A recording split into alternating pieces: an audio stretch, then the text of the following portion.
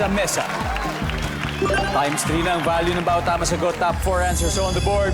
Ano ang karaniwang naiipit sa zipper? Crystal. Underwear. Underwear. Nandyan ba ang underwear? Pwede? Joshua, ano karaniwang naiipit sa zipper? Fingers. Fingers or daliri. Nandyan ba ang fingers? Wala. Crystal, pass or play? Let's play the final round. Let's go. One last. Joy, ano karaniwang naiipit sa zipper? Buhok. Buhok. Nandyan ba ang buhok? Wala rin, Liz. Ano karaniwang naiipit sa zipper? Balat. Balat. Iba yung, sabi mo kasi fingers.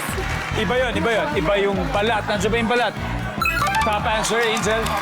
Anong karaniwang naiipit sa zipper? Wala. Wala. Walang naiipit. Nandiyan ba yan? Wala rin. Guys, pwede pa to. Last. Crystal, anong karaniwang naiipit sa zipper? Yung sa bag. Like, parang yung tela ng bag. Yung mismong tela ng bag. Yung nasa ilalim ng zipper. Tela ng bag. Nandiyan ba yan? Wala. Okay. Guys, this is your chance. If you get this right, you win. Joshua, karaniwang naiipit sa zipper. Private parts ng lalaki. Oh, private part. Okay. Ivan, ano karaniwang naiipit sa zipper? Sintron. Sinturon. Enzo, ano karaniwang naiipit sa zipper? Yung Okay, final answer. Anong karaniwang naiipit sa zipper, Kenneth? pera. Pera. Oo, pag kinukuha sa wallet. Wallet. Oo. Agree kayo, pera daw? Hindi ako agree, kalaban namin sila eh. Pero nangyari na ba sa inyo, naipit yung pera sa wallet na may zipper? Wala, kasi walang pera.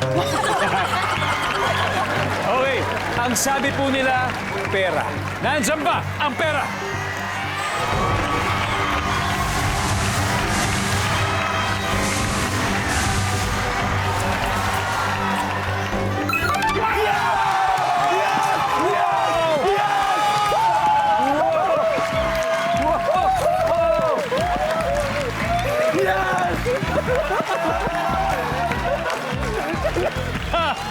Wow! Nandiyan ang pera. Ano ba yung hindi natin nakita, number 3? Sinulit! At ang ating final score, Team Guapa Republic, 305 points. Miss Philippines Earth, 164 points. Thank you very much, ladies. Thank you very much. Thank you.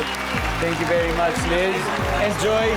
Mag-uwi pa rin kayo ng 50,000 pesos. Thank you very much. Salamat. That was very close. Thank you very much. At syempre, guys, congratulations. Ha?